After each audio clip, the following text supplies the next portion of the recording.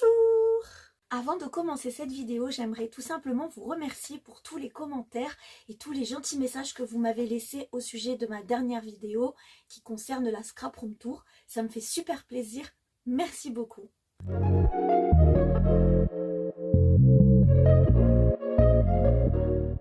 Aujourd'hui, on va parler Project Life. Donc je vous l'avais annoncé, j'avais envie de vous faire une petite vidéo pour vous parler un petit peu de comment j'aborde ma documentation quotidienne et comment je m'organise avec mon matériel, avec des petites techniques de rangement et d'organisation. Voilà. Mais tout d'abord, on va essayer de répondre à cette première question pour ceux et celles qui ne connaissent pas le Project Life. Qu'est-ce que le Project Life ? Alors, le Project Life, c'est de la documentation au quotidien, c'est-à-dire 365 jours par an, séquencés en semaines. Donc vous allez avoir semaine 1, semaine 2, semaine 3, semaine 4, etc. jusqu'à la semaine 52. Vous allez documenter vos journées en mettant l'accent sur un temps fort ou sur une émotion ou sur quelque chose de sympa qui vous est arrivé ou alors avec une illustration d'une photo qui vous a marqué ce jour-là. Cette documentation est vraiment faite selon votre spectre et selon comment vous voyez les choses au quotidien. C'est donc de la documentation associée au scrap. Vous avez en général une présentation sous forme de classeur 30 par 30 cm dans lequel vous retrouvez des pochettes compartimentées aux multiples designs. Alors il en existe vraiment des dizaines et des dizaines. En fonction de ça, vous choisissez le modèle qui convient au nombre de photos que vous avez à documenter. Vous n'êtes pas obligé de documenter jour par jour. Vous pouvez sauter, par exemple, si le mardi il ne s'est rien passé, dans ces cas-là, vous allez plus mettre l'accent sur le lundi ou le mercredi. Vous voyez, c'est pas grave. Je veux dire, après, au final, on est toutes et tous libres de faire ce qu'on veut avec le Project Life. Sa particularité, c'est vraiment de scraper le quotidien et tous ces petits bonheurs ou pas, parce qu'on peut aussi scraper des choses qui vont pas très bien. C'est une façon, si vous voulez, d'avoir ensuite un recul sur l'année écoulée et de voir exactement la progression qu'on a eue dans certains domaines. C'est pour aussi mettre l'accent sur des souvenirs qu'on a envie de garder pour toujours. Donc le Project Life, c'est tout ça. Je vous en fais vraiment une définition très globale parce que finalement, c'est pas si compliqué que ça. À partir du moment où vous avez envie de documenter et de raconter tous les jours ce qui se passe dans votre vie, et bien dans ces cas-là, faites appel au Project Life parce que c'est vraiment le projet qu'il vous faut pour ça. Cependant, le Project Life, c'est aussi pas mal de contraintes. Je l'avoue, je suis la première à le dire, les contraintes de... Comment commencer comment agencer sa semaine? Quelle pochette de design choisir? Qu'est-ce que je vais utiliser comme collection? Quel genre de carte je vais utiliser? Comment je vais imprimer mes photos? Quel format? Quelle imprimante? Voilà, c'est plein de questions. Et pour faciliter toutes ces tâches, le mieux c'est de se créer une petite routine. En effet, pour le Project Life, il n'y a pas de secret. Quand vous êtes bien organisé et que vous avez créé votre petite routine scrapesque, dans ces cas-là, ça roule tout seul.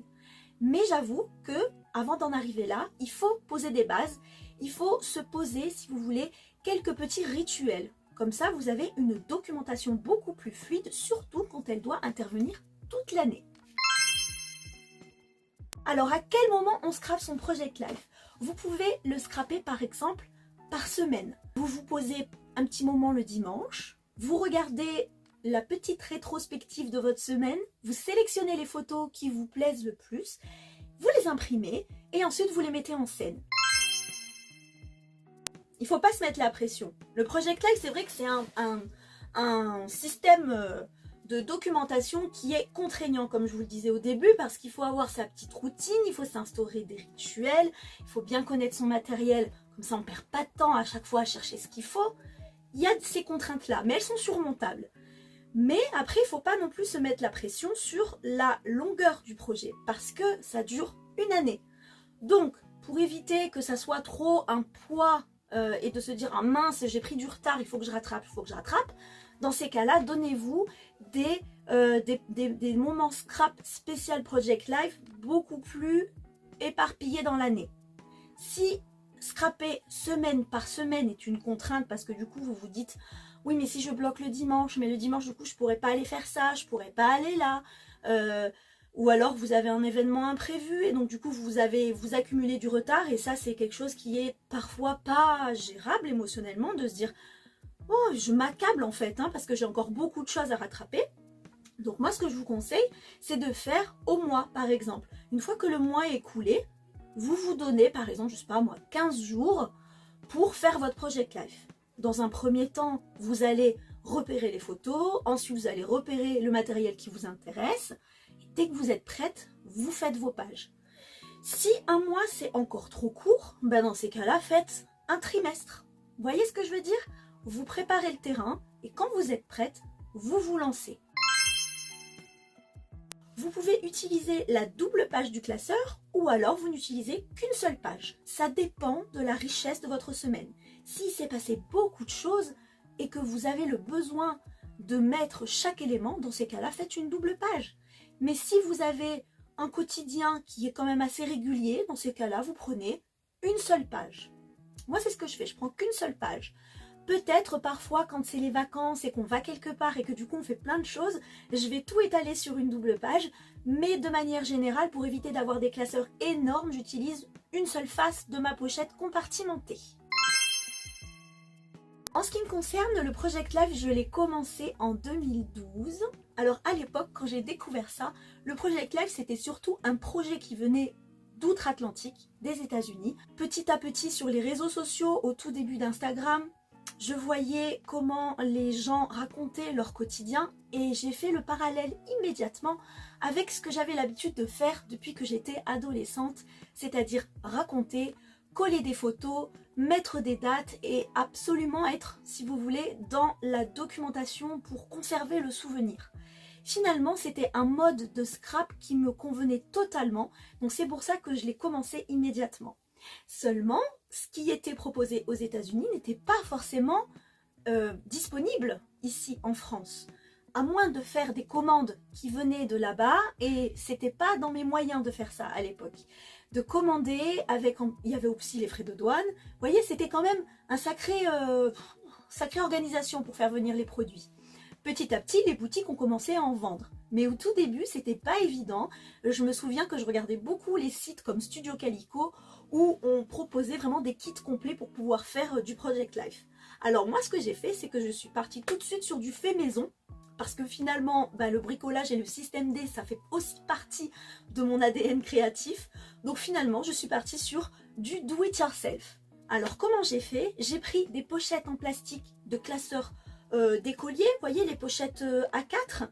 J'ai tracé des cases sans avoir aucune connaissance des mesures traditionnelles du Project Life. J'ai juste divisé ma pochette en plusieurs cases et ensuite je les ai cousues. Alors maintenant quand j'y pense, je me dis vraiment j'avais vraiment envie de faire du Project Life parce que c'était long, c'était un sacré travail, mais voilà, c'était ça en fait qui était bien. C'était pas simplement le fait d'acheter et de faire, c'était créer, se mettre un petit cocon créatif, vous voyez, et de se fabriquer, de se donner les moyens de faire ce Project Life tout en, en ne perdant pas de vue l'aspect créatif. Ça, c'est vraiment quelque chose que j'ai beaucoup aimé. C'est pour ça que mon Project Life 2012 restera à vie mon chouchou, parce que c'est du fait maison 100%. Maintenant, pour être honnête avec vous, le Project Life, j'en ai terminé qu'un en entier dans ma vie, c'est celui de 2015. Les autres, je les ai commencés et ensuite il y a eu des événements dans ma vie qui m'ont tellement marqué que je n'avais plus la tête à ça. Je n'arrivais plus à continuer. Il me fallait du recul pour ensuite scraper ces moments-là. Donc j'ai laissé tomber. À la place, je me suis éclatée sur les mini-books. Alors ça vraiment, je me suis régalée. J'en ai fait, j'en ai fait des centaines. J'en ai vraiment beaucoup. D'ailleurs, je me demande comment je vais faire pour ensuite les exposer dans ma nouvelle scrap room. Parce que comme vous avez pu le voir, elle est déjà remplie. Donc, je ne sais pas comment je vais faire. Mais bon, on verra. Chaque chose en son temps. Il ne faut pas trop se mettre la pression. Je le sais très bien. Parce que moi, à chaque fois, j'en ai commencé et je ne les ai pas finis. Je me suis même dit à un moment donné, avant de faire celui de 2024, je vais rattraper les autres. Mais après, il faut redescendre sur terre. C'est une tâche qui est quasi impossible. Ou alors, ça peut être un super challenge à se lancer. Pour l'instant, je ne suis pas prête parce que j'ai encore 12 000 choses à faire autour. Mais c'est vrai que les Project Life que j'ai commencé, pour moi, ils ne sont pas perdus. C'est des des documentations que j'ai envie de poursuivre. Alors pourquoi pas peut-être un jour se lancer un marathon du Project Life. Ça peut être sympa.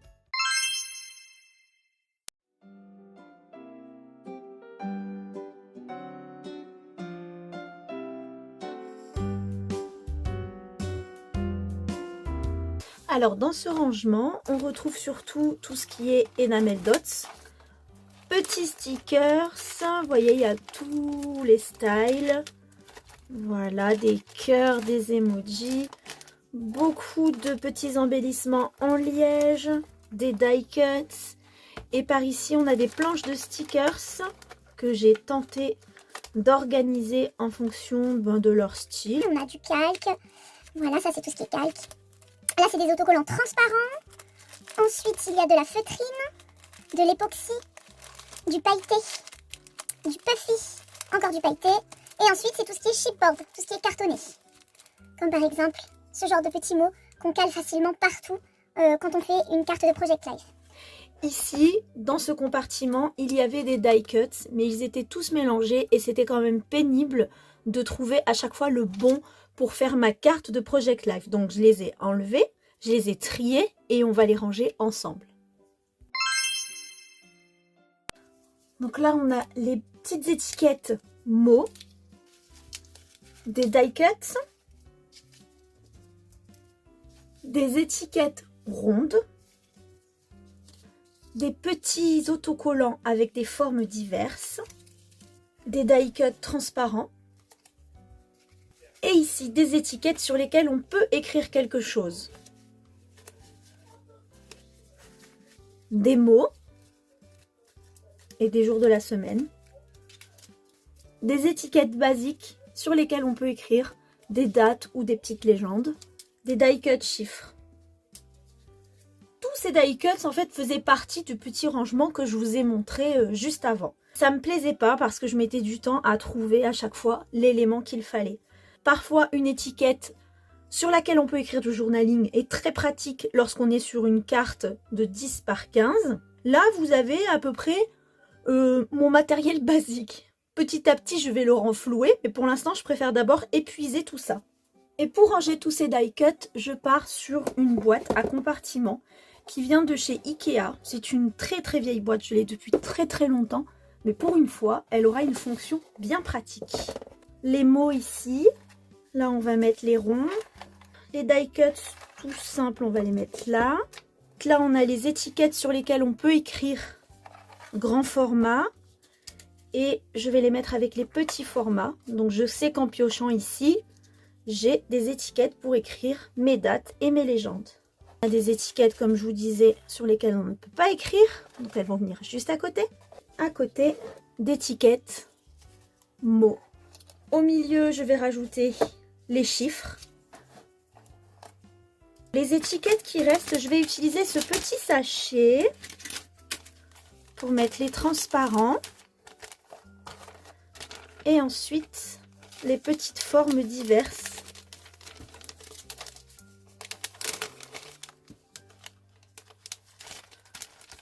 Voilà.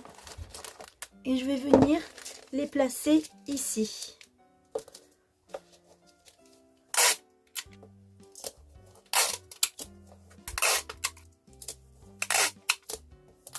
Donc quand j'en aurai besoin, je viendrai piocher dedans directement. Et voilà. Tadam! Comme je vous disais, ce stock là, je vais essayer de l'épuiser parce que ça fait vraiment très longtemps que j'ai ces die cuts. Mais comme je les aime beaucoup et que j'attache beaucoup d'importance au moindre petit matériel que je possède, j'ai envie de les utiliser pour ne pas les gaspiller. Et lorsque la boîte va se vider, je piocherai dans mon dressing à stickers et à die cuts pour venir remplir tout ça et me renouveler le stock.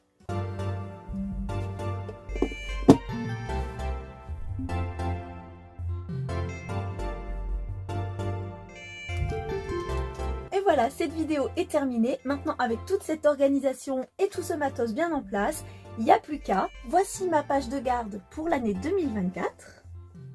Coucou, je vous vois. J'ai déjà fait ma semaine 1. Et j'espère que le sujet du Project Life vous aura plu et qu'il aura répondu à certaines de vos questions.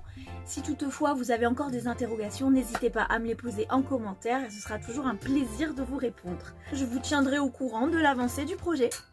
Bye, à bientôt!